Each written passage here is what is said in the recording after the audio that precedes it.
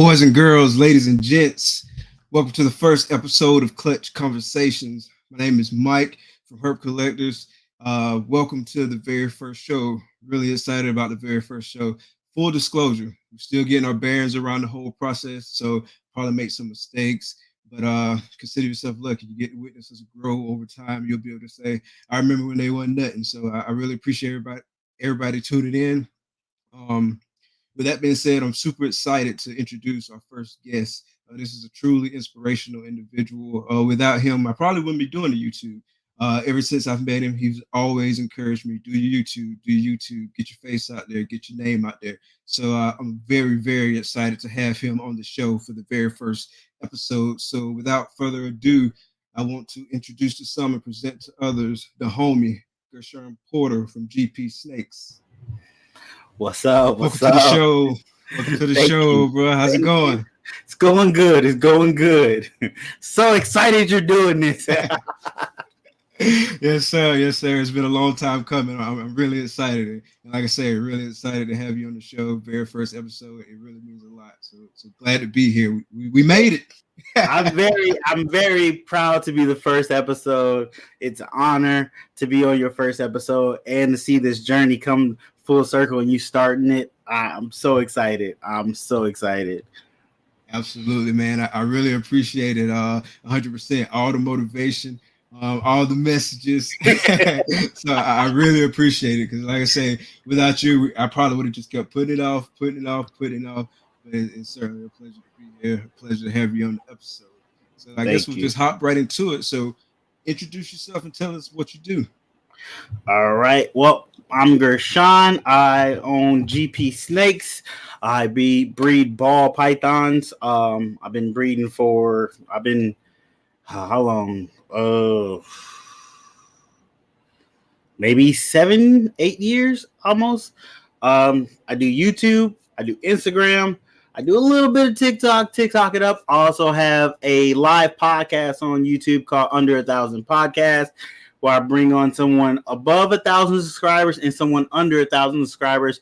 I rotate them every other week, and I talk to them, get to know them a little better, introduce them to the community, and get me to be able to talk to more people in the community because I am an introvert. I know it doesn't seem like it. I know, but I am an introvert, and it's a great way for me to network within the community and get more involved in the community. So we do that live every Friday usually.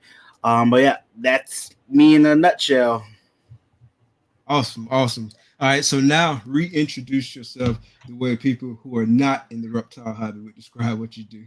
Okay, so my family will call me comic book nerd to an extent because I'm always watching Marvel, Disney, DC, anime, all that good stuff. I'm a jokester in the family, kind of comedian. Also, I'm the guy with snakes, which some of my family members have come to be understanding that I'm the guy that's trying to make a business out of snakes. So they're being more supportive towards that end. Still don't want to come to my house, which I understand. On my wife's side of the family, they like the snakes, but they still don't want to come to the house either. So, yeah, they just see me as a guy with a numerous amount of snakes, but they look really cool, and they like to take pictures with them from a distance. Okay. Yeah, it's the same thing with my family. Like, they're scared of the snakes, but they're intrigued by the snakes. Yeah. You can have a 15, 20-minute conversation. They ask you all kinds of questions. I remember I told my cousin for the first time I was ultrasounding snakes. He was like, "You doing what?" I'm ultrasounding the female, looking for follicles, trying to see like how far along they are in the breeding cycle. And so he was like super interested, but he ain't trying to touch no snakes. He ain't trying to see them in person. But like I say, everybody's intrigued with them, so that's fun. Mm-hmm. Shout out to everybody out there in the audience. Welcome to the show, Nicole, Antoine, Leka. All right, so what got you into reptiles, and how long have you been keeping? So what was the first reptile I had? Technically, the first reptile I had was a turtle. Technically, it's not a reptile per se, but that was the first reptile that introduced me into reptiles. And then I got a iguana. Only reason I got a turtle, I don't even remember why I got a turtle. I think it was because of Ninja Turtles, to be honest with you. I was a big Ninja Turtles kid back in the day, which still love the Ninja Turtles. Favorite And Ninja I Turtle? favorite Ninja Turtles Leonardo, and then Michelangelo second, then Donatello, then Raphael. That's my order. Okay. Yeah, I Partially, was I love Michelangelo first. Michelangelo. Michelangelo first because my name's Mike. Okay. Donatello after that, Leonardo and Raphael. Okay, that makes sense. That makes sense, Mike's. Yeah, I mean that was my show. I was a big turtle head back in the day, so I got a turtle, and I realized I didn't like turtles so much. Lisa as pets, so then I got iguanas. I had an iguana for a long time, and I always wanted a snake, but my mom was like, "We're not getting any pets that don't have legs." Any pet comes in this house, it have to have legs. So I had to wait till I moved out to get a snake. And then when that happened, I moved out, got my first ball python. My girlfriend, who is my wife now, bought me my first ball python, and then that had just exploded into this amazing hobby that I'm into now, learning about ball pythons and breeding them. So what got you into breeding? Like, what was that one moment where you said, "I want to breed ball pythons"? So I was around snake number 7, and I started to at so like I had got a ball python, and then I had got a green tree python, and then I got a red tail boa. So I was just trying to collect species at that moment, just learning about them and collecting them, and then I started getting deeper into ball pythons and learning all the different morphs and learning about breeding them, and I just wanted to see if I could do it at that point. And once I started going through the process, I kind of fell in love with the process of breeding ball pythons, and I was like, "Oh, this is exciting and fun." And then I was like, "Okay, I'm just gonna get more ball pythons and try to make this more than just a hobby." Um, After I sold everything, I decided to make this more than just a hobby. So that's how that happened. So what was your first clutch? My first clutch was an inchy to a normal, an Okay. inchy male to a normal female. She gave me 7 eggs, 3 inches, no, 2 inches, uh, one male inchy, and the rest were normals. And I sold most of those, and I kept the 2 inchy females that she gave me. Okay. And I was technically, that was my first successful clutch. My first ever clutch was a girl laid not even slugs. They were like little white bloody things that were posed to develop into slugs and did not. And that freaked me out. First time breeding, you see that in the tub when you open it, and you're like, okay, what am I doing wrong? But it was terrifying. But that technically was my first clutch. First successful clutch was the inchy to a normal. Phil gave us a pound on the inchy. Inchy's your Yeah. favorite codon, right? Yep. Phil, no, inchy and everything. Inchy and everything. Inchy everything. I hear you. Inchy everything. Yeah. Yeah, I like Inchy. Inchy's a great gene. So what's your favorite memory about kind of like your journey with the reptiles? Um, it has to be the first time I cut eggs open and saw that there was actually a baby snake in it from my first clutch cutting the eggs. I believe it's on YouTube. I believe that video is still up there. I was so just scared, nervous, excited, all at the same time while cutting that clutch, hoping for one of the babies would make it. And the fact that I helped this happen, really blew my mind.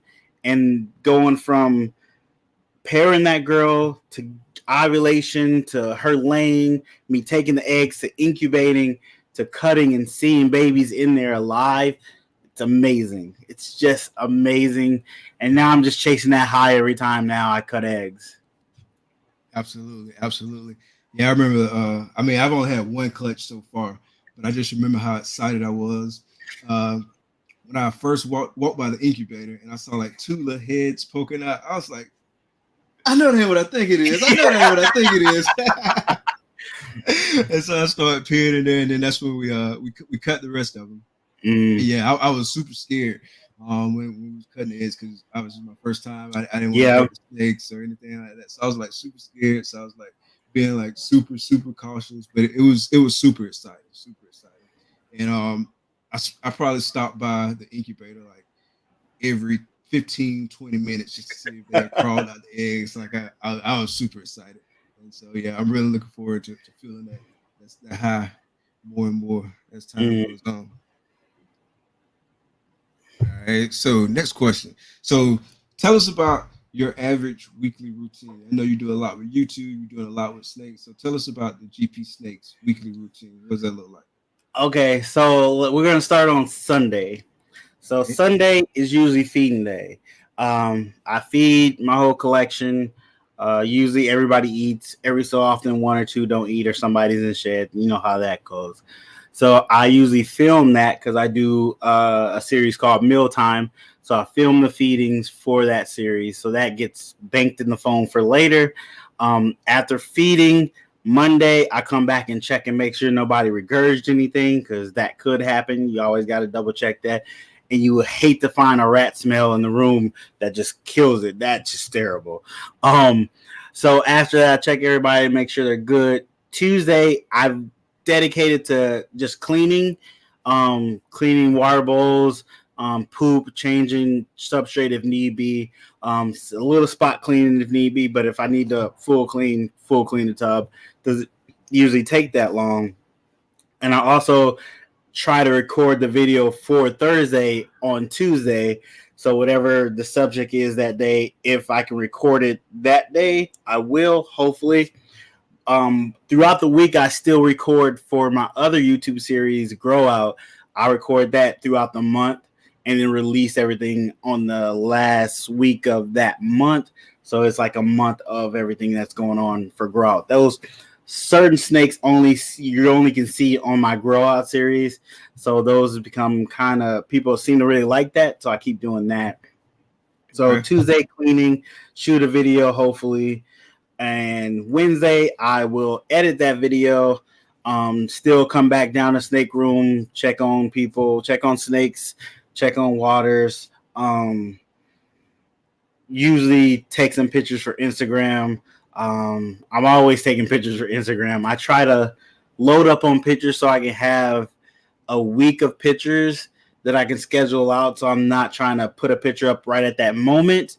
On that day, it's already scheduled out. Trying to be organized, very difficult. But after checking on everybody, usually emailing people, finding out if they're available to do under 1,000 pods, scheduling that, getting people that want to sponsor the episode, make sure that's scheduled, and getting everybody organized as best as I can. I'm not the best with organization, so I am working on that very much so. But then Thursday, usually the video is already uploaded and getting ready to go, making sure I got the thumbnails, description of the video and stuff. I'm in the room once again, just checking waters, making sure. I don't necessarily give everybody water every day, but if I see they pooped or did something in their water, I change it out pretty fast because can't let that sit. That's terrible. But get ready for the podcast for Friday, making sure I got all the stuff I need for like the questions that I'm going to ask, make sure the people I'm bringing on can still go on the show that day. Making sure I have their intro for everything, which I got to download somebody's intro for tomorrow. So Thursday, this is the day I'm supposed to do it. But then just checking on, sometimes I'll check my snake to see if somebody is a little hungry still, maybe throw them a little smaller of a meal. I try not to do that too often because I'm about to try to go to every other week feeding for my adult females and my adult males. I'm going to try that out. I think I heard somebody say that it's less stress on them trying to digest that meal in a week to get ready for the next meal since they already know that rotation. So I think I'm trying to give them 2 weeks to digest meal before another meal, see how that does with them, see if they don't hold on to more of that fat, and try that out, see how that works. And then Friday, I do the live, usually about 7 p.m. Eastern, 7 p.m. Central Standard Time. And after the live, chat with people online a little bit, then check the snakes again before I go to sleep. And then, no, I actually film the intro for Mealtime, usually comes out Saturday. So I'll film that on Friday night, do the sticker door, all that good stuff, edit that probably sometime in the morning Saturday, make some more posts on Instagram, check the snakes again later that night, and go to bed. That'd be usually the week. If I don't have to work. Now, if I have to work overtime, the snakes might get 2 days of me not being in the room checking on them, just looking everybody over. But I usually try to be in here at least once or twice a day, if possible. Yeah, that's usually how the week looks, and then I do it all over again. So how many hours a week would you say you're spending on GP Snakes? I honestly haven't counted the hours because I count me actually being on Instagram, liking people's pictures, watching people's videos, responding in comments. That's also part of GP Snakes. That's the community side of GP Snakes, being involved in community, talking to people, networking, making friends, knowing what's going on with the community, helping other people out with stuff. Because I get people ask me questions about either snakes to doing a live to how did you post this on Instagram with this tag or anything that I am doing or maybe think that I might know how to do. So honestly, it's a 24-hour job, to be honest. 24 hours between taking care of the animals, making the videos, making pictures, posting, networking with people, communicating, being involved in the community. It's a lifestyle pretty much. 24 hours. And that is even before you actually start making any real money from being a ball python breeder per se. Still trying to go to that point where everything back here is putting money in my pockets, but also taking care of themselves too. That's the goal of all this, to where they're not taking money out of my pockets, but putting money in my pockets and taking care of themselves. That's the overall goal down the line. Absolutely, 100%. Shout out to everybody in the comments. So, yeah, it's deep in here. Yeah, it's deep in here. It's hard for me to keep up. It's my first time. Hey, I'm just having to click on them. It's hard for me to keep up. I promise I'm going to get better. But definitely, shout out to everybody in the comments. I really appreciate it. Appreciate all the support. So speak a little bit about your breeding rotation and kind of how you rotate your males and how you map that out. Oh, okay. So that's actually changed now since I have an ultrasound. It's totally changed the way I breed my females with my males. I used to do, what was it? I do a week on and week off. I used to have the male going with a girl on Wednesday. He's staying there for 3 days. And then next week he'll go to another girl. So I would do that and just slowly rotate him through the girls. And then I would switch from the girl went first. She would go last in that rotation once that male finished to the first line of girls he was going with. Now, at the beginning of the year, I throw the male in with the girls, and then I wait a month later and I check their follicles with my ultrasound, see where they are. If they're above 10 millimeters or up, I throw that male in again, let them lock with her one more time. If they're below 10 millimeters, I wait until they get up there into double digits and I give them another lock. And then once they get close to like 30 millimeters, I give them one more lock. So I try to give the male with the female 3 times instead of like until she ovulates, what I used to do without an ultrasound. So that way I maximize my males and I maximize what females will be going that year. I've done that so far 2 times since I've got the ultrasound. This would be the second year I'm doing that. So far, it's seemed to be working. I don't have a lot of data to say if it's working that way or if I should change it yet. So I'm still learning that process now. So we'll see how it works. But I did catch one girl that I thought wasn't gonna go, ultrasound her and seen that she was like 20 millimeters, and I hadn't paired her yet. And so I was like, oh, got to get a male in there, let him go do his job. And she did drop eggs for me that season. At what millimeters do you stop pairing? Like when you say she's good to go, then the pairs now. So apparently they're supposed to ovulate at 40 millimeters or 42 millimeters. I could be wrong with that. I downloaded some stuff off of Instagram. Gmail, Google. I don't even know how to say the words. Google. I looked up like when they're supposed to ovulate. So they give you. I found this little chart. So that's what I go by. They say the best time to introduce a male is at 25 millimeters. Is when the females is the best time to introduce the male. I try to wait to 30 millimeters to be the last time I introduce the male, but usually they're supposed to ovulate at 40, 42 millimeters. I got a girl right now that has 34 millimeters. I'm going to let her get a male with her one more time, but he was in shed, so he didn't get in. He was supposed to go in this week, but he's in shed, so I'm going to wait till he's out of shed, throw him with her one more time, and then we're going to leave her alone. She should go. Those are my chihuahuas. Gotcha. Yeah, I got 2 German Shepherds, so you might hear them in a little bit. How many clutches are you hoping for this year? 12, 15, 17. I'm hoping for at least 10. I have some girls that I'm not sure might go, could still go. They're not building right now. They're not building as fast as I thought they would. They're only about like 7 to 10 millimeters, but we're still technically early in the season, and I usually always have a late season. So I'm expecting 10 clutches, hoping for 17. But then again, I realize 17 could be a lot of clutches to handle. So 10 should.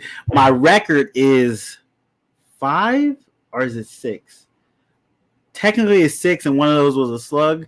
So I'm trying to beat my record this year, but also not trying to overwhelm myself. Gotcha. You said your record is 6? Yep, 6 clutches in 1 year. Gotcha. So in terms of like your breeding goals, what are your ultimate breeding goals? At least right now. Hopefully.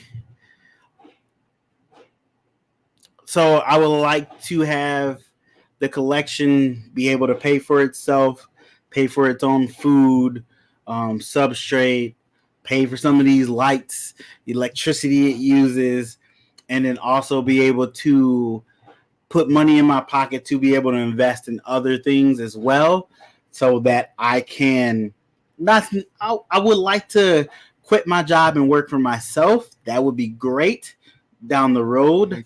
I'm hoping my initial investment in the snakes can help me start invest in other things that can make me more successful, to where I can only focus on the snakes and still have revenue coming in from other investments and be, comfortable. Like I don't need to be super rich.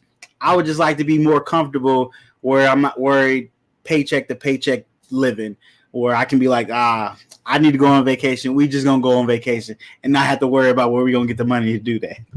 That's what I would like. So have you started like working on like breeding plans over the next 3 to 5 years?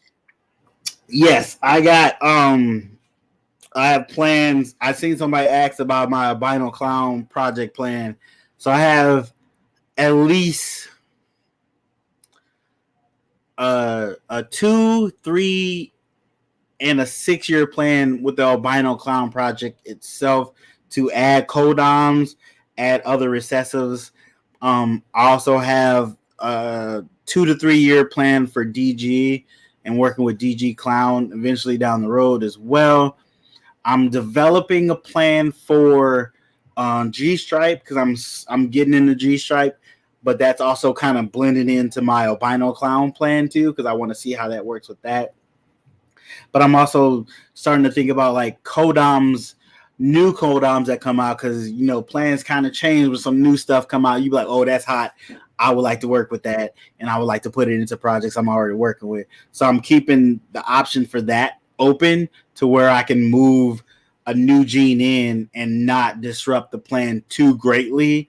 But I'm also realizing this is a one man project. I'm the only one working here at GP Snakes. My son helps me when it's time to cut eggs, but he doesn't help me when it's time to clean. So I still have to have it to where I can take care of all these animals properly and not have them suffer from me not being able to come down here and take care of them the way I should. And Kai from I just blanked on his business name. Oh, it's gonna come to me. Kai. Somebody tell me what Kai's business is in the comments. I forgot. But he said something. Lucas Landon. Okay. Yeah. Is that what it is? Lucas Landon Reptiles. I think that's what it is. He told me something that I never thought about before was, don't think about the number of snakes you can take care of when you're healthy. Think about the number of the snakes you can take care of when you're sick. So that readjusted my whole mindset of how many snakes I want to have at one point in time and breed to be more responsible with what if I get sick and I still have to take care of these animals. If I'm sick, I know I can't take care of 150 animals. I know that is impossible. Yeah. But I know I probably could take care of 70 animals decently if I'm sick. So I'm trying What's your total number now? Total number now is, with hatchlings, I think I'm at 42, okay. 43, and maybe 5 of those hatchlings are waiting to get shipped out when warm weather comes. So closer to like 35. Okay. My goal is to have like 50 breeder females and 10 breeder males, and close have grow-ups coming up. So a total of maybe 70 to 75 snakes at one point in time. That math is totally off probably. So closer to 80. But now I think I'm going to decrease it down to 40 breeder females and 5 to 7 really good breeder males. And of course the grow outs.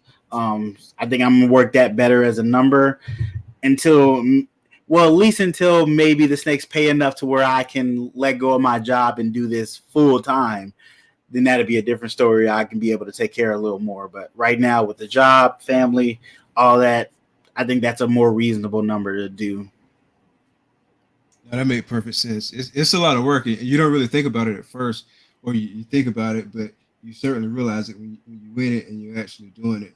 I don't know what our number is right now. I'm thinking your number is like 2,000. You was collecting snakes. No. Absolutely not. I'm thinking something like 100 or something like that. Fortunately, but you got help. Yeah, that's what I was about to say. Fortunately, like my wife helped. I got my son to help, and so I got some help. So I'm fortunate there. But I think the number is 100. Just because you got to balance everything. Like you said, you got to balance work. You got to balance the reptile piece of it. You got to balance family. And so very true. You got to think about what works for you. And that's probably what I'm going to do. Like I'm probably cap it and then just kind of start rotating snakes out of the collection.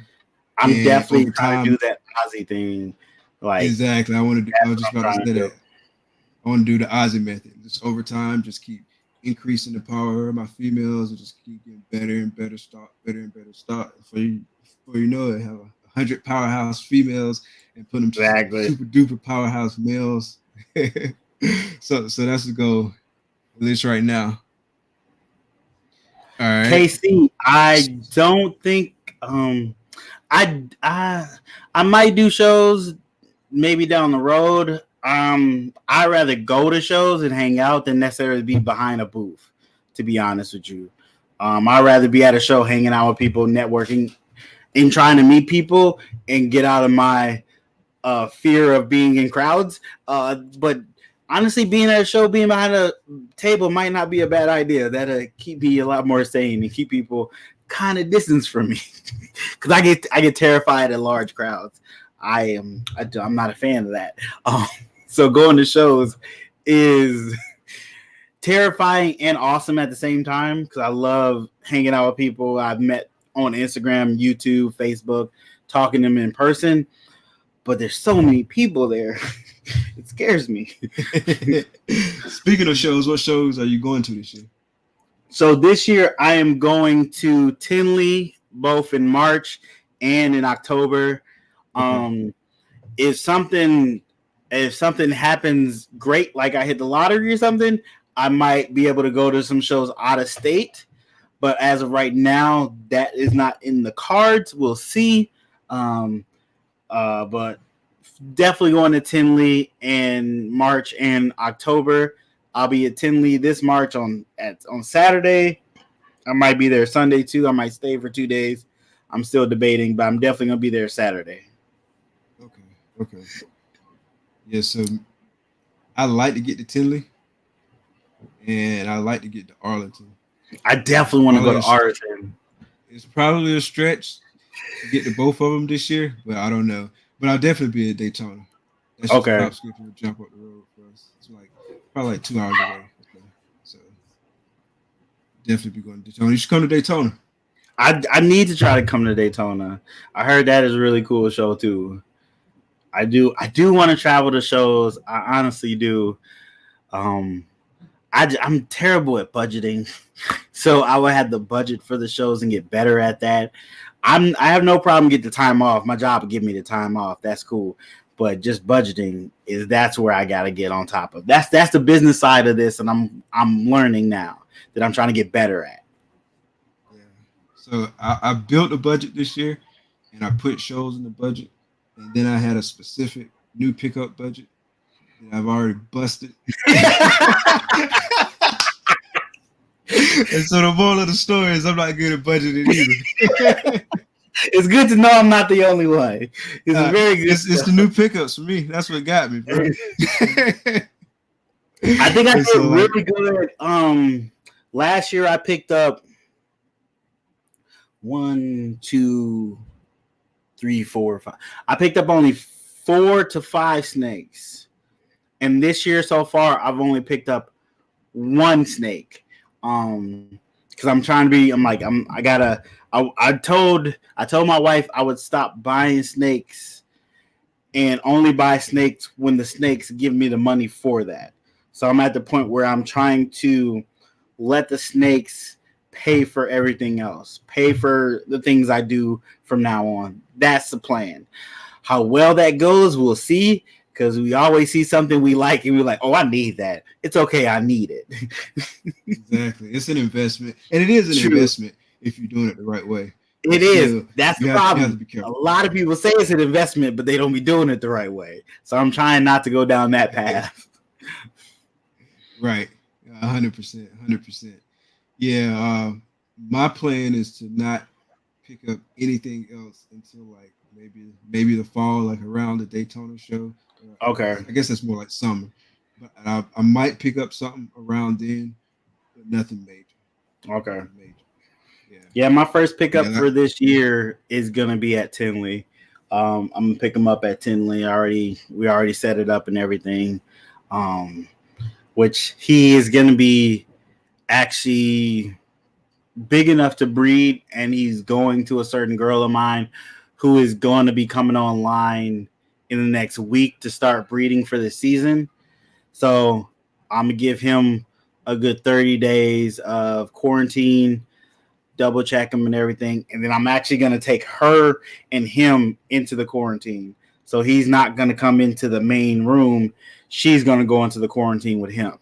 And they're going to not live together, but they're going to be housed in the same quarantine room and breed here and there. So that's what I'm going to do with that. Because I'm starting to get worried about had a couple people talk about some nightmares about quarantine and catching certain things from animals and devastating their whole collection. So I do want Nido to. is one of the biggest things that scare me. There's Nido, and then there's that other thing. Oh, what is it called?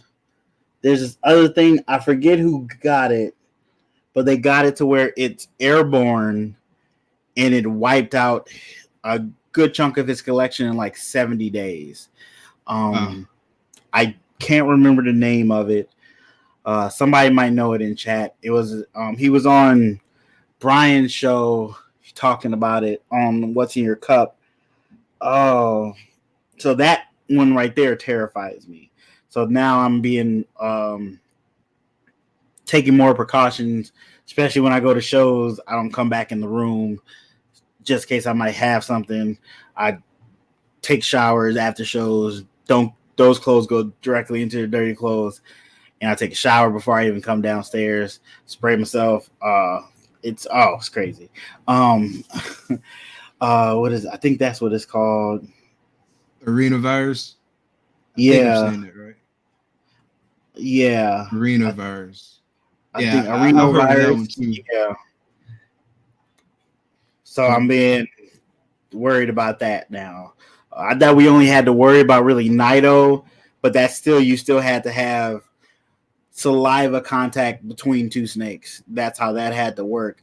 But now it's airborne. This airborne virus scares the terrifies me. Yeah, that's Terrifies me. scary, bro.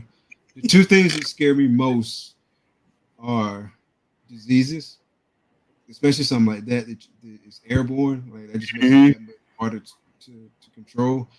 And then legislation, like the new stuff that's coming Yeah. up with the Lacey Act amendments, or Yeah. potentially coming up with the Lacey Act amendments.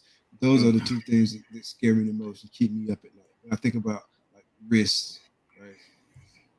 Especially for people that have like invested heavy this year, putting up buildings, expanding their rat breeding, expanding their collections, buying other people's collections and bringing it into their collections to expand for this year, and to have this Lacey Act come out and not know what will happen in the future. That is terrifying. To know that by a mark of a pin, everything we love to do can be all of a sudden illegal for us to do, Right. and we have no real control over it. That is a terrible feeling. Absolutely. Ozzy was on a live the other day, and he Yeah, I was watched talking that. Money Club, and Yeah, he was talking about it too. Like yeah, he was making some good points. Like I really want to get to that level. Like I want to get to the level, like you said, where everything's paying for itself, and then you also earning some additional money. Some of that yep, you can reinvest into the snake business, but some of that you can pull out and reinvest into other assets. yep. That way you can diversify your portfolio. Like I really want to get to that level. So and that's the goal. Hopefully something like the Lacey Act amendments don't knock us out before we get there. But that's certainly the goal. And I advise anybody out there listen to Ozzy. Like Ozzy is just like a sage of wisdom, Yes, especially when it comes to good business practices and investing. And he's an open book. He always wants to share what he's learned. Anytime I can listen to Ozzy and talk and hear what he has to say, I tune in. It's great. yeah. So we got a question for you. So it says, "How are the temps in the white rat? So Keeping I ambient I temps don't do with heat tape ambient. or just heat tape?" I don't do. I have a heater in this room that is at 80, but I also have heat tape on the racks.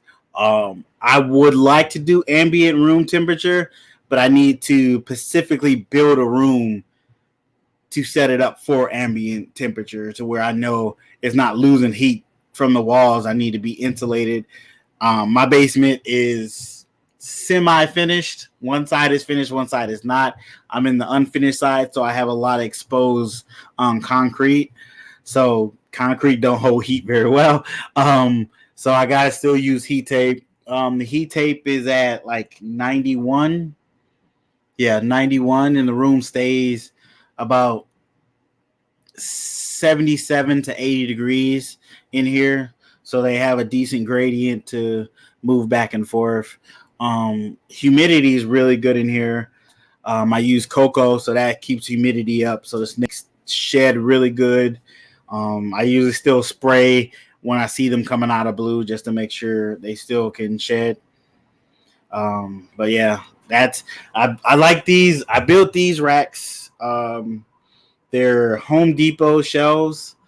I forget the name of them, but I built them. I play until the snakes start making more money to buy more equipment. I will be building these racks for my hatchlings and my subadults, and my adult females will be in ARS racks. That's the plan until snakes make a substantial amount of money to where I can upgrade and have ARS racks and all that cool stuff. I'm gonna go ARS. I just like the way they look. I like the gray look. I'm not a fan of their water bowl in their tubs. I think the bowl is too sharp, so when I'm cleaning it, it feels like it's cutting me. I like that Freedom Breeders bowls are round and smoother, so they don't have those sharp edges. But I still like the ARS look better than Freedom Breeder. But that's just me. No hate on Freedom Breeder. They got really nice tubs, and I love that table they have. That table is cool as stuff. It's a real cool table. Sorry to hear that, these balls. I hope everything turned out all right. He said he had to take one of his tortoises to the emergency vet. Man. Sorry to hear that, bro. Fingers crossed everything's okay. 100%. Yeah, I like ARS better too. Nothing against Freedom Breeder, but I just like the look of ARS. Yeah. I just fell in love with the look of it, and I was like, yeah, I like that. I gotta have that. I'm sure the Freedom Breeder is pretty good. Like I've never had a Freedom Breeder, but I'm sure it's pretty good. So you said you use cocoa. You still using Grow It? I still use the Grow It. Yeah, I just say cocoa because nobody knows what that Grow It is. Nobody knows. You put me on game. Hey, it's like $12 to $13. It does the same thing as cocoa, the other cocoa stuff does. And I'm having trouble finding it at my store. I usually get it, so I have to tell them ahead of time to order it for me because people are starting to learn about it and go pick it up. Because I talk about it in videos here and there, so people that watch my videos in Wisconsin, they're like, "Oh, let me go look for this stuff he's using," and they're starting to take my supply. So the first time I ordered Grow It, I ordered it off of Amazon. I forget the exact amount it was, but it was cheaper than getting the rubber chip. Mm-hmm. And to me, quality wise, it was. If there is a difference, it's not a material difference. Like to me, it was the same. So obviously, I'm no cocoa expert, but to me, it was about the same. For the rubber chip, it's not the same as the cocoa blocks, and so I still use cocoa blocks in my ARS for my females. So I still use that. Okay. I think it looked kind of fly in the pictures. and I like the squares. It does look good. I ain't gonna lie, it does look good. But Grow It, like I got probably 6 or 7 blocks of it. But yeah. So I'm definitely on the Grow It train. Okay. See, it's spreading. Hopefully, everybody don't start getting it. I mean, I was told to. Somebody told me to contact the company and tell them like there's a different use for it that they might not know about, and maybe try to see if I can get a sponsorship or something. And I was like, I might do that. I might hit them up and be like, hey, just so you know, the snake world is using this. I do use it. If you guys would like, try to market this way, this is another market you guys can go. Let me know. I'll definitely be willing to work with you guys, help you out. But I'm already busy. I'm busy. So maybe one of these days I'll reach out to them and see. I'm just glad they're still making it. So Nicole got a question. She said, "What would be each of your powerhouse males and from who?" I'll let you go first. I'm not 100% sure if she's talking about like that we have in our collection or that we want to get. Maybe she's talking about.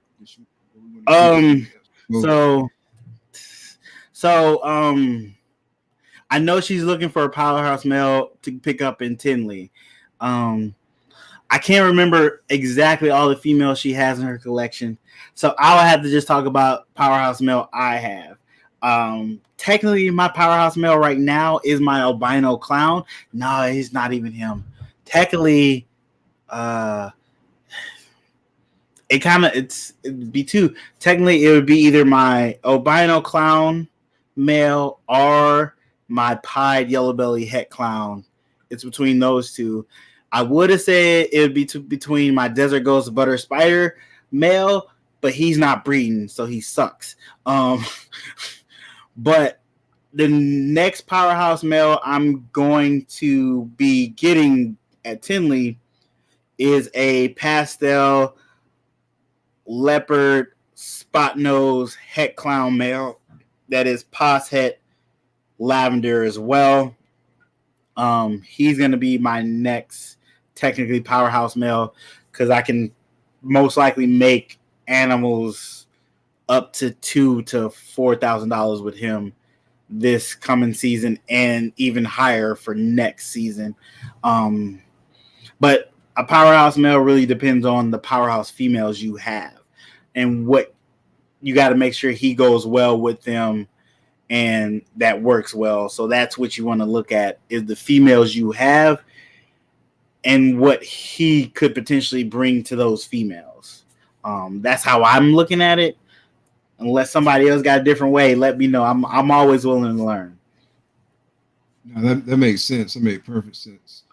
For me, I guess in my collection now, the most powerful male that I have is a black pastel inchy OD fire clown. I would say that's the most powerful male that I have. Wait. Uh, You said black pastel inchy OD fire fire, clown? yeah, Who? from Ozzy. That's the most powerful male that I have. Who? Jesus. Then I have a OD inchy lemon blast pied and a Mojave hypo clown. So those are the three most powerful males that I got. Okay. I want to build out my DG clown project, so I need some more DG females. Or Everybody needs DG everybody needs some more DG females. I got one, and I'm putting her to that clown male that I got from Ozzy. Okay. And so I should get some double head stuff. Hopefully, I'm female heavy, and so I can grow those up. But the next like powerhouse male that I would love to get would be a double visual DG clown with maybe a coat arm or two stacked on top of it. Yeah. But that's going to obviously be super expensive. So yeah, I'm hoping to produce my next powerhouse male. I'm hoping to produce a pie clown yellow belly or a Batman inchy pastel het albino. So I'm hoping to produce either of those two or produce a triple het albino G stripe desert ghost who could be butter or spider if this boy gets his act together. But I might have to go talk to Wiz. Wiz got a desert ghost he said he'll let me use, so I might have to go that route just because I only have 2 het desert ghost females that I'm growing up. They're hatchlings, so they're easily 2 almost 3 years away from being able to start producing. But like you, I need some DG females. I'm trying to get into that DG clown project, and one of the steps is having DGs, so I kind of need it. Yeah.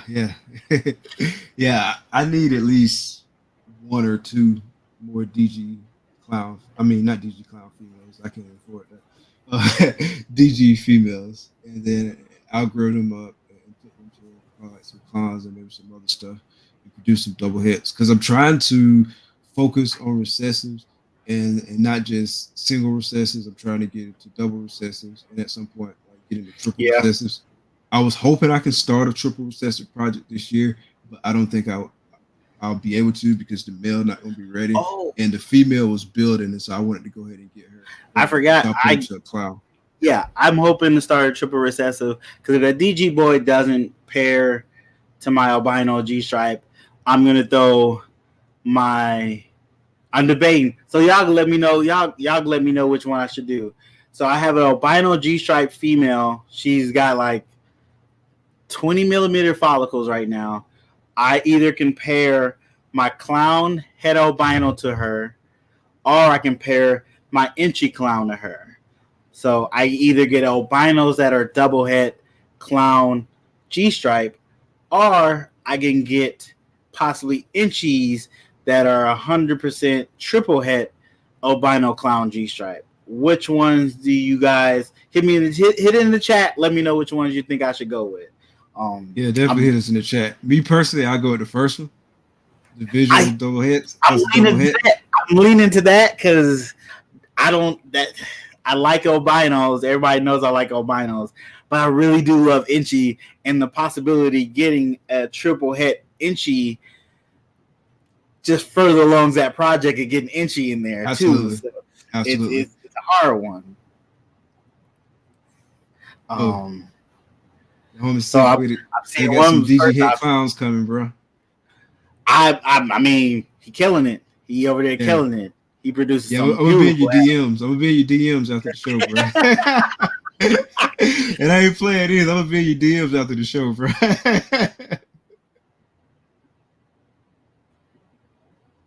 What's up, Pat?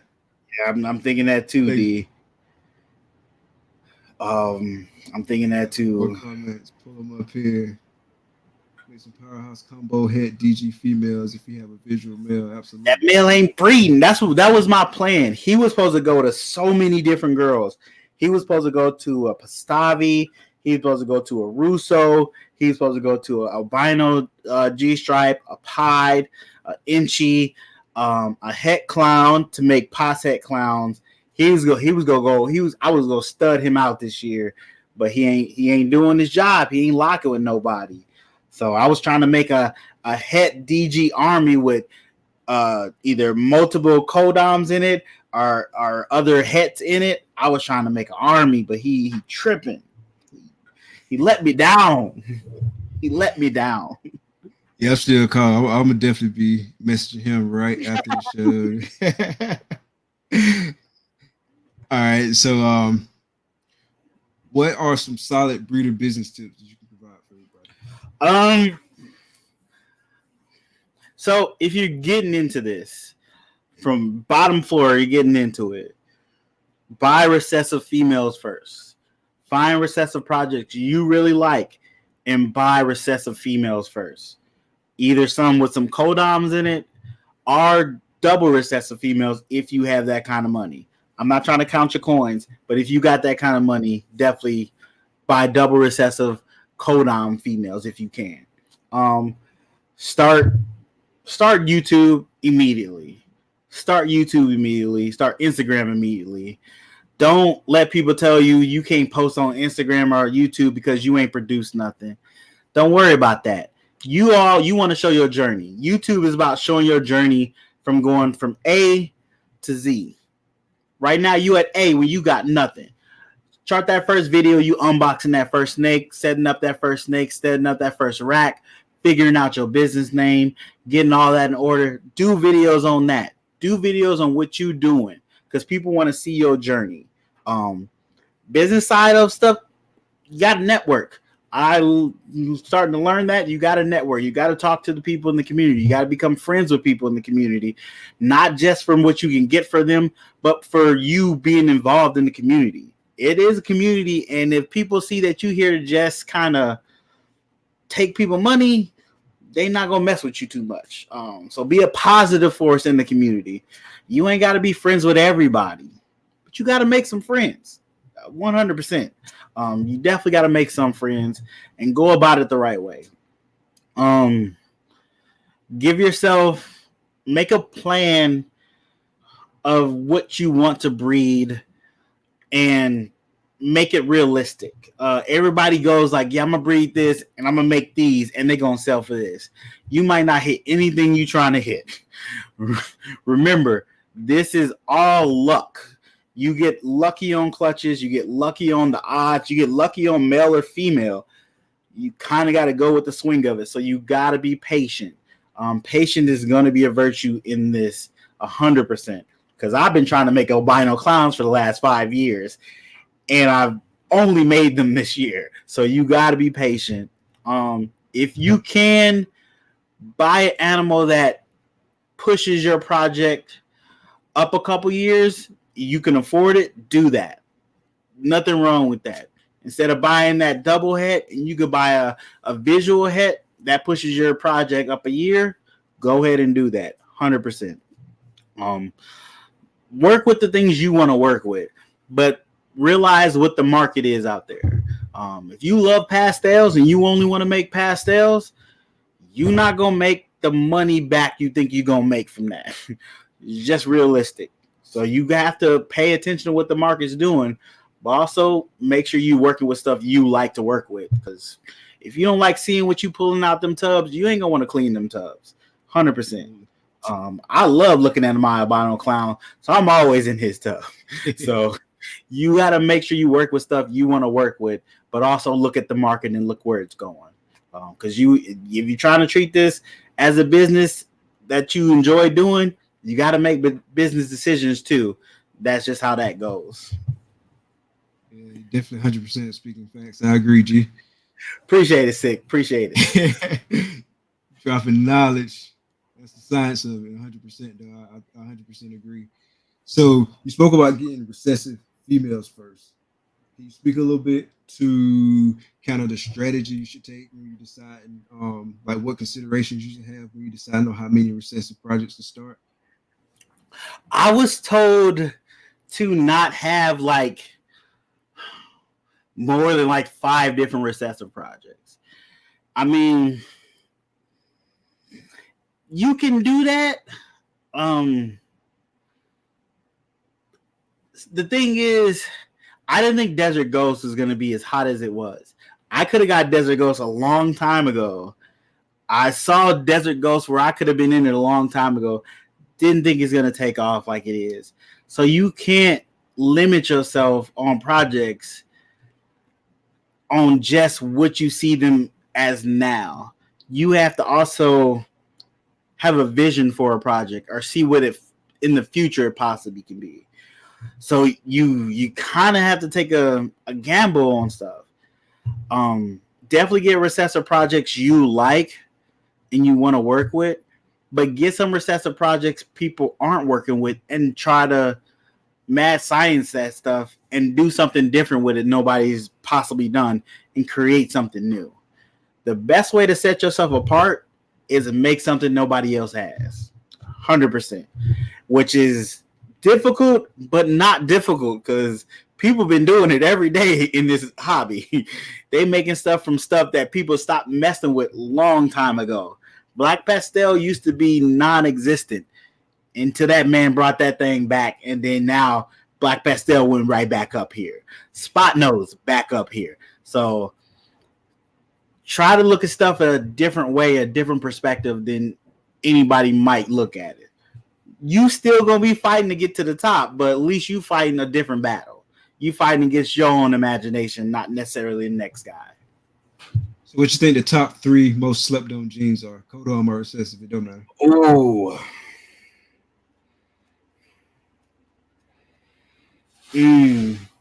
I mean, you say real talk, so I would say most of the genes I'm sleeping on that I don't have. Desert Ghost was slept on. It's become a monster. But the thing about Desert Ghost is the other genes it's about to catapult. It's about to make a lot of stuff that people didn't like before look beautiful. So that gene alone is a sleeper in itself because of what it's gonna do to other genes. Lace is starting to blow up and looks phenomenal and stuff. G Stripe is having a comeback right now.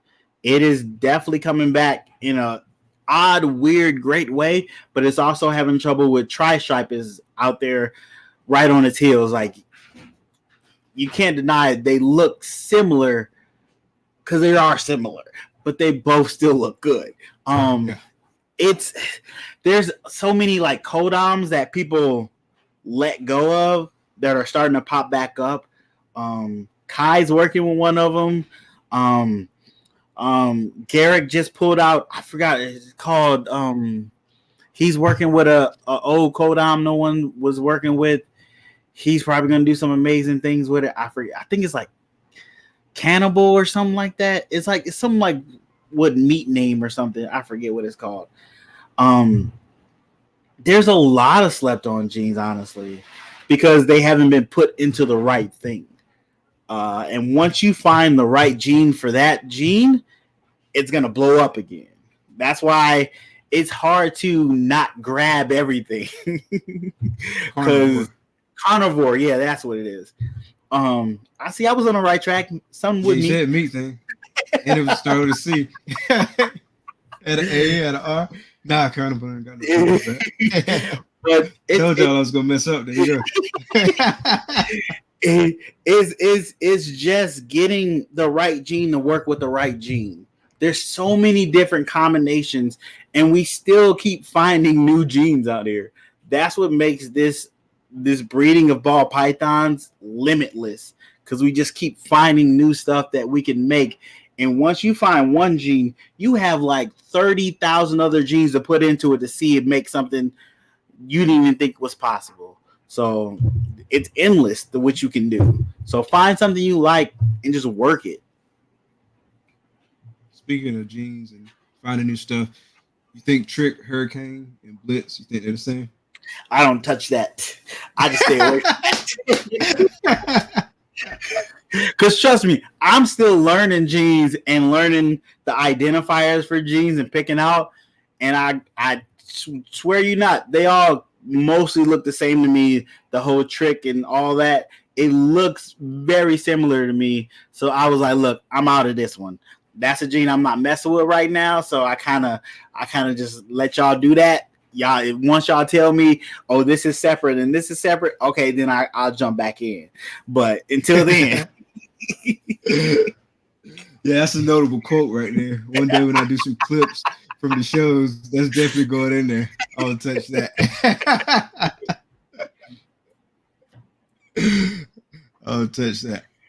So obviously being in this business, there's ups, there's downs. And so can you speak to a failure that you've had in the business and talk about what you learned from it?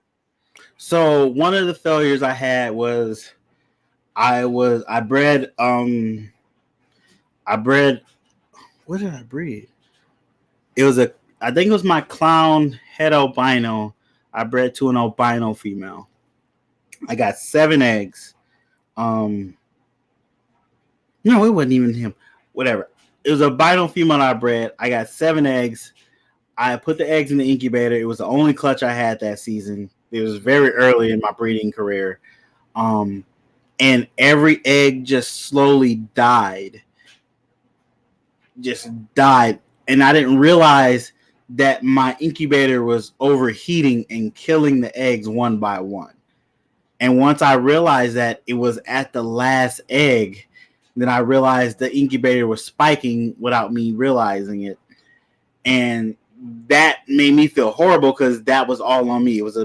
I made the incubator. So that was 100% on me, not paying attention to it, killing that whole clutch. Honestly, it almost had me get out of ball pythons, but I learned that everybody can make a mistake.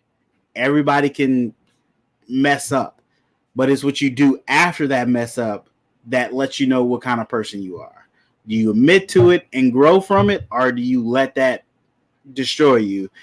And I learned that I had to take my incubator apart, redo it, learn from that mistake, and start putting little things in the way of checking for temperature, making sure stuff was going right, to better my incubator process and not have it be a heat issue. So now I have other incubator issues now, but that's the way this goes. no matter how dialed in on something you think you have it, something's going to go wrong out of your control, and you're going to have to either fix it, deal with it, or adapt to it. That's one of the things I've learned with breeding ball pythons. There's a lot of adapting to situations. Absolutely. I'm a firm believer. If you fall down 6 times, get up 7. Just gotta keep going. Very true. Very true.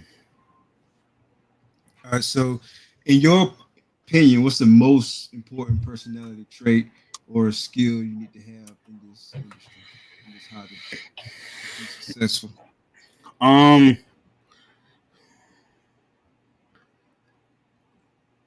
it's between either persistence or patience.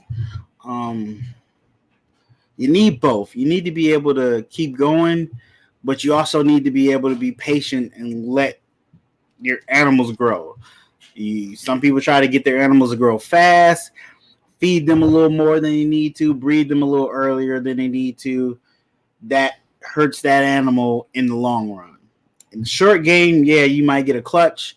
You might get what you're looking for that clutch, but overall, you hurt that animal in the long run. Persistence, you need to be able to get knocked down and get back up. To be able to keep going, to be able to keep pushing, to take the time to get your stuff out there, to do YouTube. YouTube is a thing that you got to grind on. So you got to persistently put out videos, put out content, answer comments, talk to people, network, get the terrible comments, get the how you're a horrible person for having snakes in the shoebox, all that kind of stuff. But you have to keep going even after that. So it's a blend between persistence and patience for me. Gotcha. Yeah. Great points. So when you did your introduction earlier, the one thing you left out was YouTube Yoda. And I say YouTube Yoda because you have mentored a lot of people in the YouTube game, and you're responsible for like half the YouTube channels out there in the reptile hobby. But we want to speak to people who have mentored you. So who has been one of your most important mentors in this hobby and in this industry? Um, well, one person is actually been Anton. I actually like was one of the people to push him to do YouTube, and then he took off with YouTube, and then he started telling me like, look, you are going hard, but you need to start doing certain other stuff with it. Pushing me in other directions of the YouTube, like telling me like when I started to do sponsorships for my podcast, he was like, don't be afraid to ask for a certain price. You are putting out good content. You putting out stuff people want to see. Don't be afraid to ask for the value you already putting into this show. And I greatly appreciate that. Also, my gang in the Instagram group, they always pushing me, always saying positive stuff, ragging on me too. It hurts, but it comes from brotherly love. It's love there too. So they definitely help push me in this. And of course, you got the big guys doing YouTube. You got Always Evolving, Canova, Boss to You. I'm gonna forget a lot of people, and I'm sorry, I don't mean to forget you people. But you got even smaller channels doing their videos, just great videos, and those are inspiration. I find inspiration in every little bit I can, because you never know what new skill or technique or somebody saying something could inspire you to go one more time or do something a little better or try a little harder. So you gotta find inspiration from everything you see.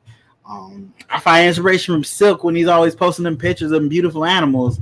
I was like, oh man, I'm trying to get that like that one day. So you just it's a difference between being jealous of somebody and being inspired by somebody. So I try to be inspired by everybody I deal with or hang out with or talk to or even enjoy following. So that's what I try to do. Get inspired by what they show. Absolutely. Yeah, you mentioned a lot of good names. Antoine is definitely somebody I've learned a lot from. I started following his YouTube and just kind seeing how he moved, and so he everywhere. He had the shows, he on the YouTube. He just always grinding. So that was definitely something that was very inspirational. But I mean, you can learn a lot from a lot of people. I mean, you can learn a lot Yep. from somebody who's way up here. You can learn somebody who just getting started. I'm a firm believer. You just kind of look at people who doing things that you want to do, and you see what good qualities they have, and you just pull from that. Appreciate Appreciate it, Antoine. All right, so I'm just asking some random questions real quick. So, Okay. Okay. if you could live anywhere in the world, where would it be and why? This is gonna be a weird answer, but I think it makes sense to me, so that's all that matters. I would like to live in Japan, Okay. just because one, I like anime, but I also want to experience their culture, experience Japan. Um, I would love to speak Japanese, but that's not going to happen because I barely speak English right. Um, but yeah, I would love to experience Japanese culture um, for a bit. I mean, I always still want to come back home, but I would love to live there. That would be really cool. Okay. Yeah, they wilding in the chat. I don't know if you I noticed. see, Somebody I see, I know. say, call me Silk one more time. Gee, he get because his Hey, T name. Key say sick for Shaka. I, I see, and them is my boys. They always getting on me, but they be the first one to support. They be the first ones to support. Absolutely. Yeah. I love So this that's all community. love. G need to get back on YouTube though. He ain't put out a video in a minute, so he need to get back on it. He definitely he got some locks. I think he got some ovulations. He need to get back on YouTube. So we wait Got for a a lot video. going on. He got a lot going on. He be posting now. He be posting pictures, got a but we lot need going on. videos. He did one video. I think he showed his face too in one video. Oh, I was surprised. I was like, oh, he getting in front of the camera. He got ready for the camera. So I like his do intro too. I need Yeah. intro. He got I a like dope his intro. He got a It's dope intro. Yeah. All right. So if you could have coffee with one historical figure, who would it be and why?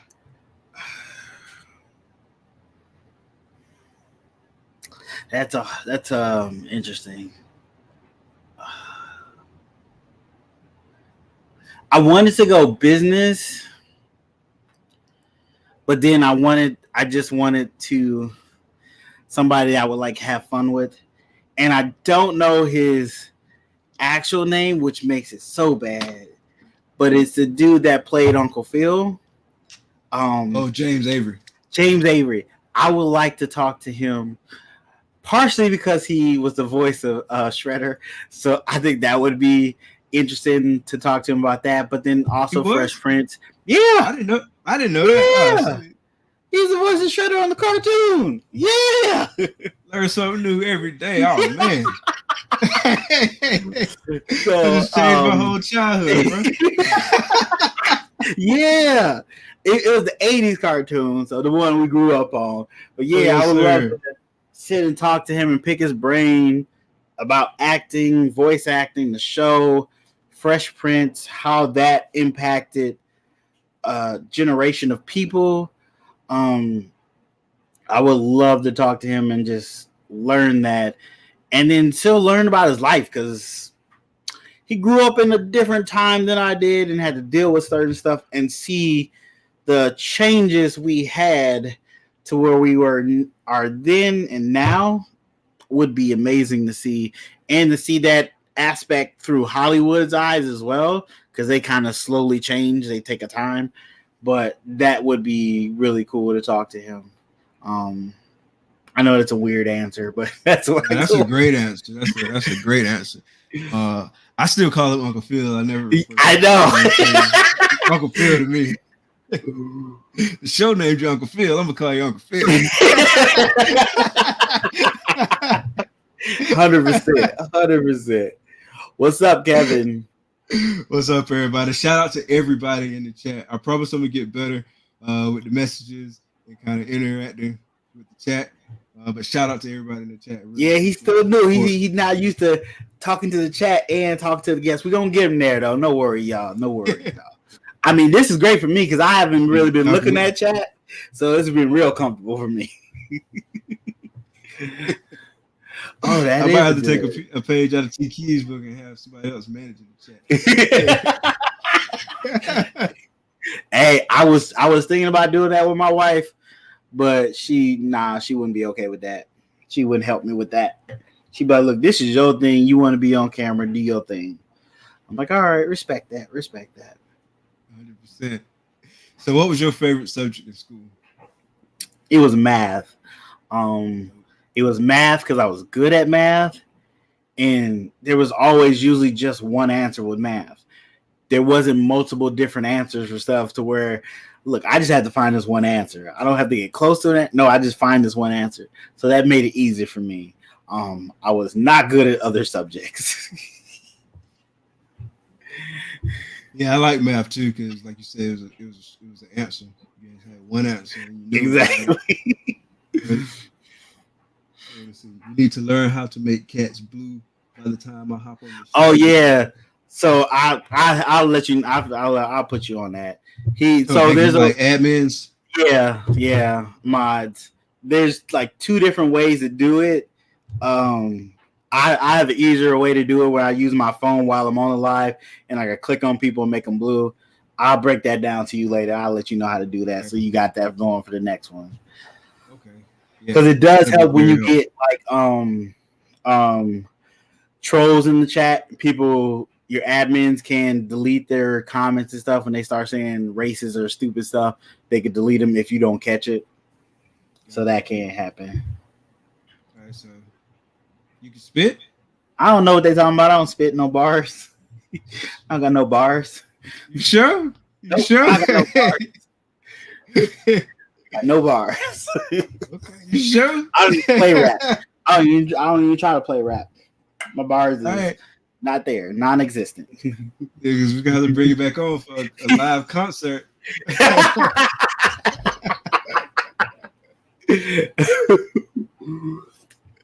Yes, sir. 100% good looking. Appreciate that. Yeah. Let me find out you spit though. Let me find out. I used to try to spit in high school. I would say random stuff. So that wasn't spitting. That was just me being me, being weird. So say I could do it together. I will teach you. I'm not a musical person.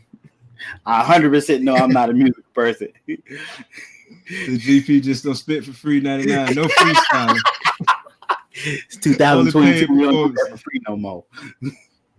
So StreamYard low key then put some beats on here. Did they? Oh wow. That was me. Yeah. Now I think Kevin used to work in the music industry, so he know about it. He probably got go give us the exclusive. All right, so if you had to write a book tomorrow, what would that book be about and why? Ooh.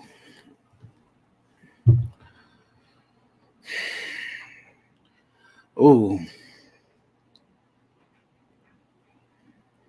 It'd be a weird book. It'd be just about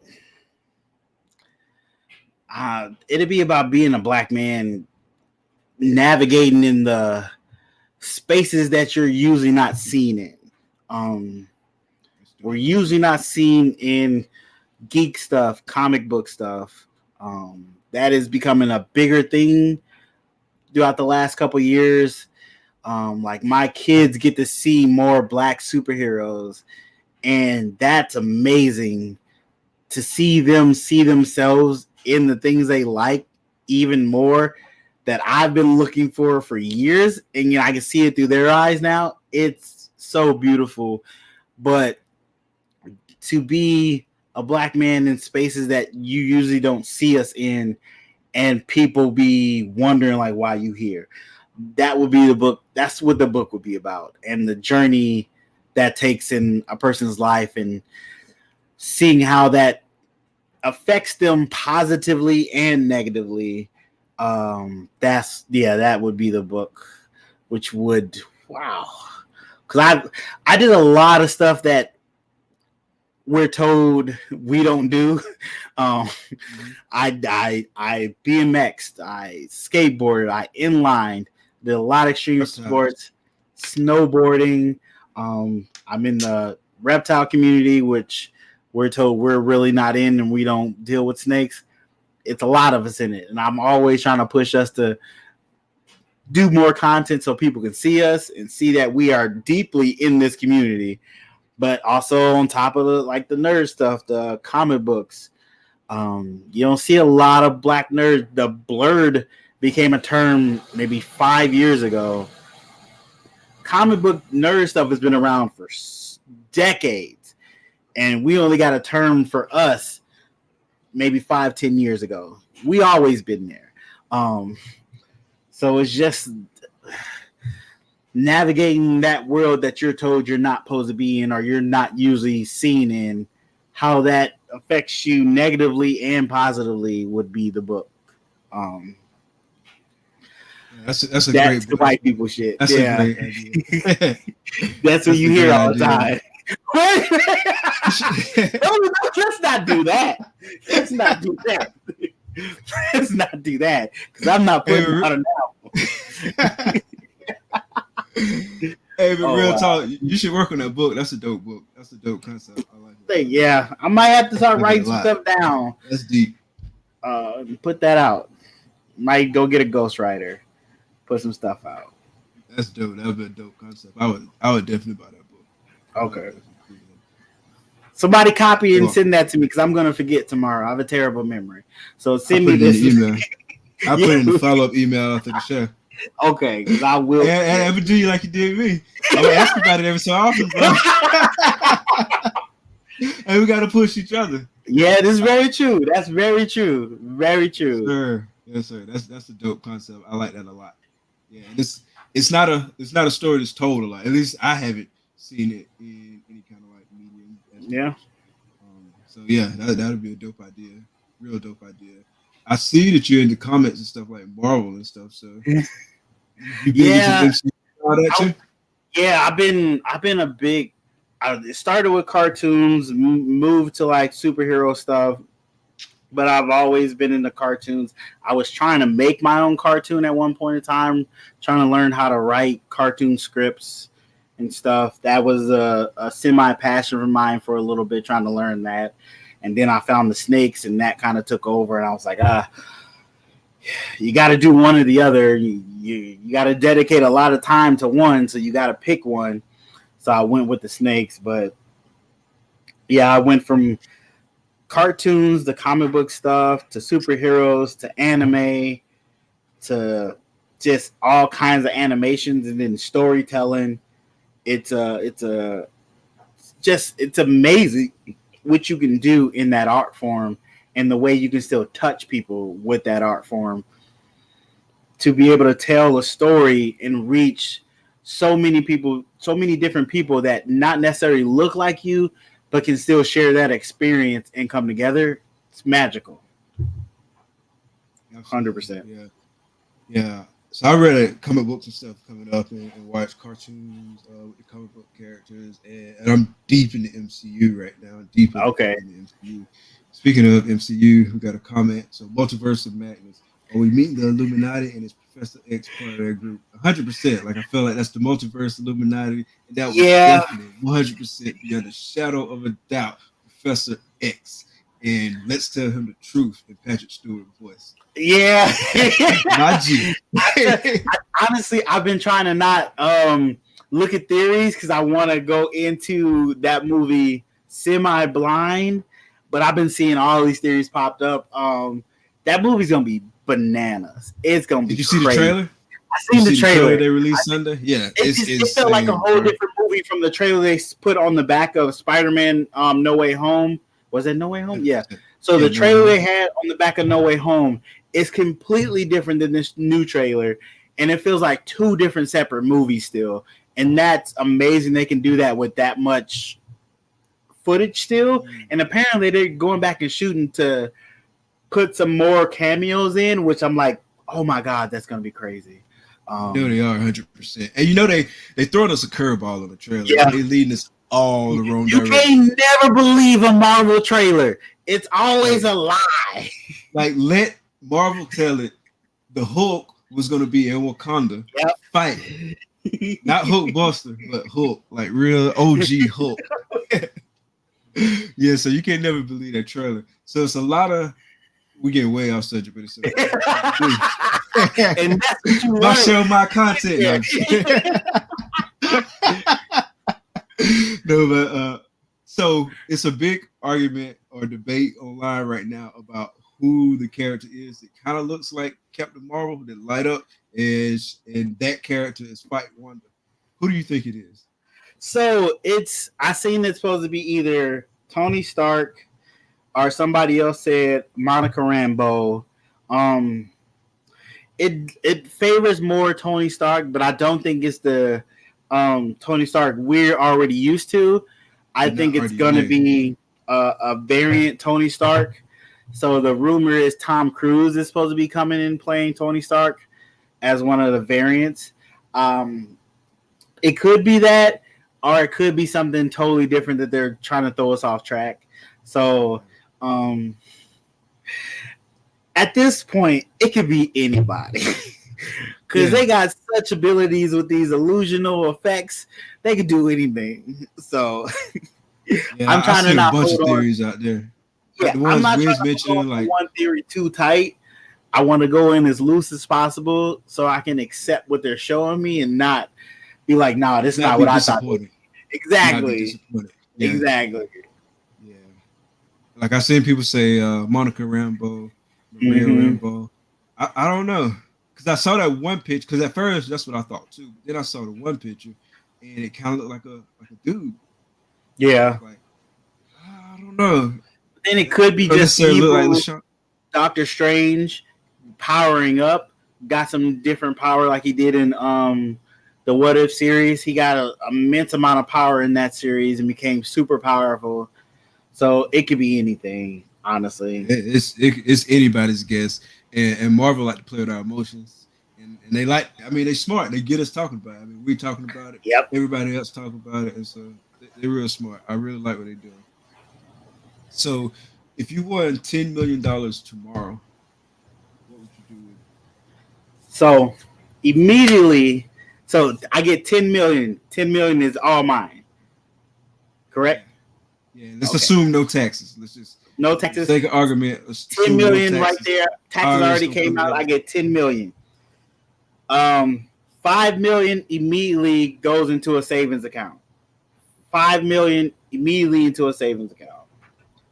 The first million I'm using to get me and my wife out of debt, pay all our debt off, get that done. Probably gonna be some money left over with that. Another million is going in for my kids' college fund. That's for them. Let that grow interest. So by the time they get there, that can be paid for with that. But where we go in college is gonna be $2 million a season. So I'm gonna need more money. So we down to after you buy books, you're gonna need some money. Bro. Exactly. So we done spent roughly $7 million of that's already accounted for now. Our bills probably ain't that much, so we probably let's say we got $3 million and some change left. Of course, I'm gonna take $2 million and invest in real estate. Try to make that money make some money. That's the plan. Do some smart real estate investments. You know, go contact Ozzy, talk to him about some real estate, where to invest that in. And then, of course, I'll take $500,000 to invest into GP Snakes. Get some nice animals, new facility. Get ready for the future so I can just focus on that because I got all this other money making me money now. And then, you know, Probably another 500 million will be like take the wife and kids on a vacation before we about to buckle in and get some stuff. I will get stocks. Gee, I do need to get stocks, but I'm still learning stocks. So I got to learn stocks before I get them. I might make G my financial stock advisor. So I throw him $1 million to do my stocks, get that set up. But try to make that money make me money and plan for the future. 100%. 100%. But I'm All right, definitely man. saving half of that immediately. Half of that is going to save somewhere because people blow through money so fast. So I'm putting that Right. 55 million away somewhere where it's saving and making money on its saving stuff.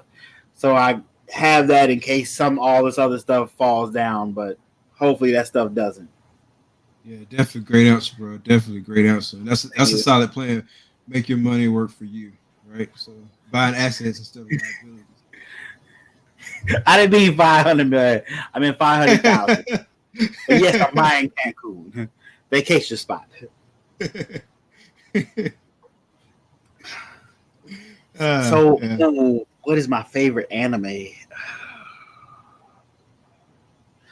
That's a hard one. My favorite anime right now is Attack on Titan. I'm about to finish the last part of that season. It's between Attack on Titan and My Hero Academia. It's between those two. My favorite anime of all time. Uh, it's got to go between Dragon Ball Z Okay. and damn, what is that? And Gundam Wing to be precise, because that's where I kind of started to get into anime, um, and that's where I developed a love for anime was between Gundam and Dragon Ball Z. So those are always be my favorite. Naruto is a second close. I did watch Demon Slayer. I kind of I didn't finish the first season. I got to like episode 23, 24, and it started to get a little weird for me. I got to go back and visit it. But I did like it in the beginning. Demon Slayer was really cool. My hero is a crybaby. No, that character is developing. He's developing his emotion. Like he wear him on his sleeve, but he's developing.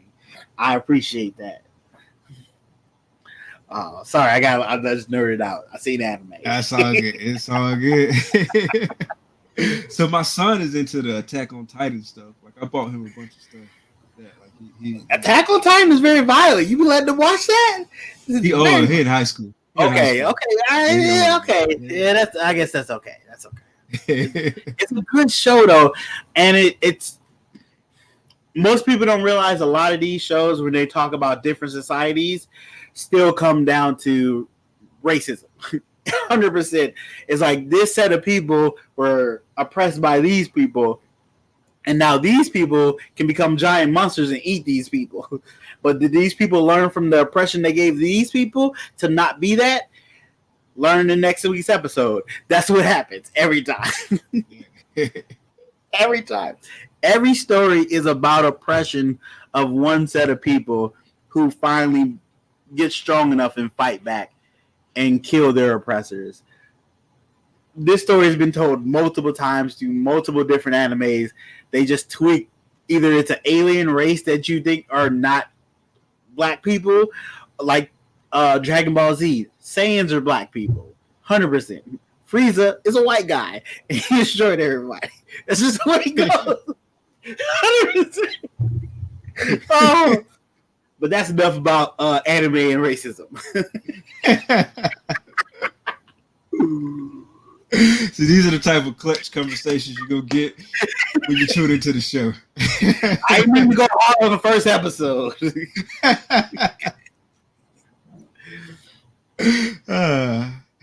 All right. Arcane, So I gotta watch that.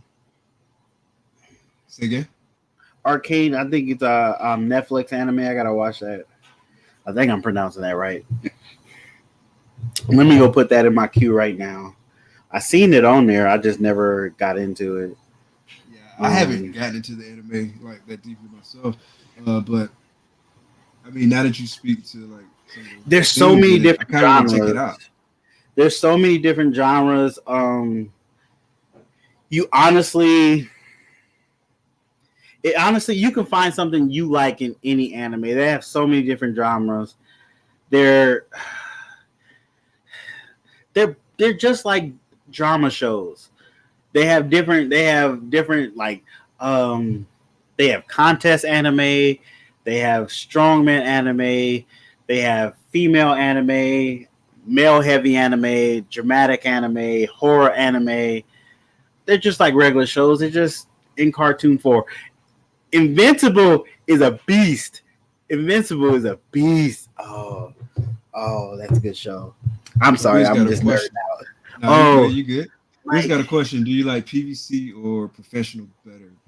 Uh, I like them both. They both get the job done. The yep. PVC racks that I got from Sea Serpents. They're real high quality racks. Shout out to Chris at Sea Serpents. I'm not getting paid for this, but I will get paid for it if you want to send me something. And you gotta always be marketed. Yeah, holla at your boy. But no, I like them. They work well. They keep humidity well. I feel like they look nice. Yeah. I like the ARS better just because I like the aesthetic value of the ARS. They also function well, keep humidity well. I just like the ARS better overall. Uh, the next racks I get, I continue to get ARS and stuff like that, kind of as I build out. But I'm kind of we packed in this room right here, so it'll probably Yeah. be a while before we get some more racks. But I know that was kind of a rambling answer. I like them both, but I would say if I had to choose, I would go with the ARS. Yeah, I like professionally built racks. Like this one over here was actually my first rack. This is a boa file. Um, I think they're still in business. That was my first professionally built rack. I used to build racks on out of melamine like everybody else, but that mess is heavy. It's too heavy. Can't be doing that. Um, then I went to the shelf rack, plastic racks, which are cheaper to do, easier to do, and lighter. So much lighter. Um, so much. It's so hard to move those melamine racks. Whoo, them things be tons. But I like professional racks, ARS, 100%. I would not turn down a free Freedom Breeder, Jesse, if you want me to sponsor you. I know you make enough stuff, but if you want me to sponsor you, just let me know. I won't turn down a Freedom Breeder. I got you, bro. But yeah, they all depends on what you can spend and what you need at that moment and the space you have. Right. Those are all the factors there. Absolutely. I'm gonna Yeah, have so to check that out. G. that's my limiting factor right now is space, because like you can't see it on camera, but so like half of this room is like my office, because I work from home some days, and so I need a workspace. So half of this room is kind of like my office, and then I got racks and stuff over here, and then I also got a gun safe over here, and so like we out of room in this room. I got some snakes. Yeah, we out of room, bro. I got some stuff in our bedroom too, and then my son he got a snake in this room. But we out of room, and so if we got more racks, we have to kind of figure out the whole space thing. And so that's another limiting factor too, in terms of like how big the collection grows and why we're trying to limit it. Because I can get the amount that I think is my limit in this room, but anything beyond that, we're gonna be struggling. Yeah, makes perfect sense. All right, so you got any more questions in the chat? Reason was a colonizer. Like Yes, ARS the goes boys up is levels. good too. The Oh yeah, the boys. boys is dope. I gotta finish Umbrella Academy. I finished the first season. I gotta watch the second season. What did they say? Per boys, Mob Psycho. I love the first season of Mob Psycho. I didn't like the second season, so I let it go. First season was fire. Second season, I wasn't a fan of. But One Punch Man, um, oh no, that's not a good anime to get into. That's not a good first anime. One Punch Man is really good. It's a troll on other animes, but it's still really good. The first season is really good. The second season kind of falls off. They use a different animation studio, so the fights aren't as good. But that first season is really good. Um, I'm here. I guess I got to go watch that second season. They're saying it's really good. Saying it's really good. Yeah, I can't wait for the boys to come out. Oh, I'm so excited for that. So excited for that. Like that I didn't know about that comic book until that show came out. So then I started reading the comic book a little bit here and there, and I was like, oh, this is nasty. I haven't read the comic book yet because it's good. Comic book is so much nastier and crazier than the show. Like, I have to check it out. Wow, just like The Walking Dead. I didn't know about that comic book until I watched the show, and then I start reading the comic book. The comic book is so much better than the show. Such a good show, though. The show was good until like season 7, but that comic book, real good, real good. Definitely say check out that comic book if you're a fan of that show. Yeah, I'm gonna check it out. Yeah, absolutely. All right, and so we're getting close to the end here. We actually went a little bit over the time I told you it was going to be, but it was a good conversation. Oh, trust me, I do. Okay. I seen all the questions you sent me. I was like, oh, we ain't going to do that in 30 minutes. Like, what happened? I said an hour. But here we are almost 2 hours later. It's all good. It's a good conversation. So, what's one question you wish I asked you? And how would you have answered? One question I wish you'd ask me is why do you push people to do YouTube? Like, why do you push people to do YouTube? Why do you push people to put out content, to get themselves out there? And my answer would be diversity. Like, we want to see who's all involved in this community. Don't be scared to show yourself. Like, a lot of people don't realize all the different types of people that are involved in the reptile community, from different races to different genders to groups. Like, there are like family groups doing it together. Like, it's amazing to see there's so many different types of people in love with these reptiles, breeding these reptiles, taking care of these animals, have a passion for these animals. And it's good to see that there's so many different types of people doing it, not just one type of person that the industry has kind of had for a long period of time. It's good to see there's so many different people doing this that people don't feel alienated when they're doing it. Like, when I had snakes before I got on YouTube, I assumed there was only white guys doing it because that's all I saw. But then as I start digging deeper and finding more people doing it, more different groups doing it, it made me feel less a minority in that group. It made me realize I'm a majority most of the time. We just not talking about it. So that's why I push people to do YouTube, to do Instagram, to put themselves out there. Also, if you're selling animals, it helps for people to see how you're breeding them, how you're taking care of them. It does help you sell them. It's not necessarily for you to be able to sell them. You don't need to do it for you to sell them, but it does help. Because if I'm going to send you like 2 G's, I want to see what your facility look like a little bit. I want to see how you're raising these animals. And these videos definitely give people a peek into your day-to-day and how you take care of the animals. It makes them feel more confident to send you that kind of money and then hopefully get the animal you would like to get. So that's why I push for that. And also it helps. I gotta think of the word just right because I always say it wrong. It helps normalize reptile keeping. It brings it more to the mainstream. And the more it's in the mainstream, the less it seems like a obscure hobby and more of a this is normal. this is okay. This is regular things. Nothing is out of the norm of this, to where people don't feel like it needs to be over there. And the more mainstream we make this, the better it is for the community and the better it helps the community grow. Yes, there's going to bring some problems with that here and there, but the problems it brings do not outweigh the positives it brings. So that's why I push for that.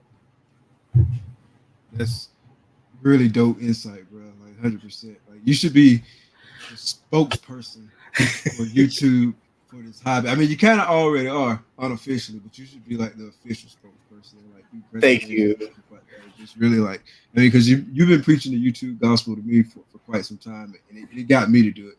So I was saying, I'm not gonna do YouTube. I'm not gonna do YouTube, man. I'm gonna just post on IG. But I'm glad you preached the gospel to me. I'm glad you made me a believer. And I'm glad to have you on the show. So before we get out of here, tell everybody where they can find you. And we'll put it up on the screen as well. Appreciate it. Appreciate you having me on the first one. So glad you're taking this journey. Glad you starting with a live too. You jumping right in with a live. That is hard in itself to do. Know you doing this live and you like, oh, I'm gonna mess up. It is hard. So I congratulate you to that, and I'm very honored to be here too. You can find me. Just Google GP Snakes. All my stuff should pull up. I'm on Instagram, YouTube, Facebook, TikTok.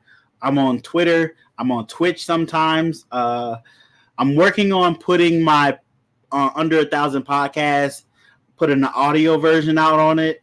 Probably be on Spotify. So look for me there, just Under 1,000 pod. You should find it. But yeah, GP Snakes in Google, and you'll find me everywhere. I've been doing this enough and putting out enough content, it kind of pops up first. So if you're trying to make sure your stuff pops up first, start putting out content. Good content does help, but putting out content, you always can grow. Don't try to make your stuff perfect.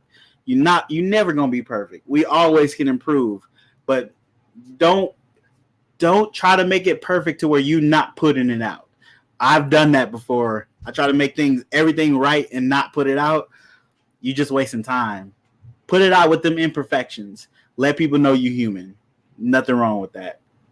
Absolutely, absolutely. That was one of my biggest problems, just getting stuck in the paralysis of analysis, and I wasn't moving with it. So yeah, that's great advice. Great advice. Well, I appreciate you coming out, bro. This has been a blast. Hope to get you back on the show. Again, thank you so much for not only motivating me to do YouTube, motivating so many other folks in the hobby. You can tell by the turnout tonight, everybody is very, very impressed with what you do. A lot of respect for you in the hobby, a lot of love for you in the hobby. We're gonna get you to spit bars next time you're on the show. So make sure you have something written.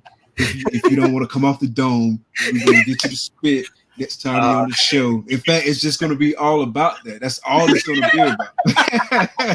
Oh, wow. But definitely want to get you back on the show. Like I say, follow Gershon, request bars. Thank you, everybody out there, for tuning in. You guys have made this first episode very special. I really appreciate all the love you guys showed in the chat. I really appreciate all the love you guys have shown throughout this whole process. I really love this community. It's a dope ass community, and I really enjoy myself, and I really enjoy interacting with all of y'all. And I hope I can meet everybody in person at some point, sometime. Keys, we should see y'all pretty soon. We're gonna have to hit a show in Florida. But shout out to everybody. Thank you so much. All right, how we going? All right, everybody. Bye.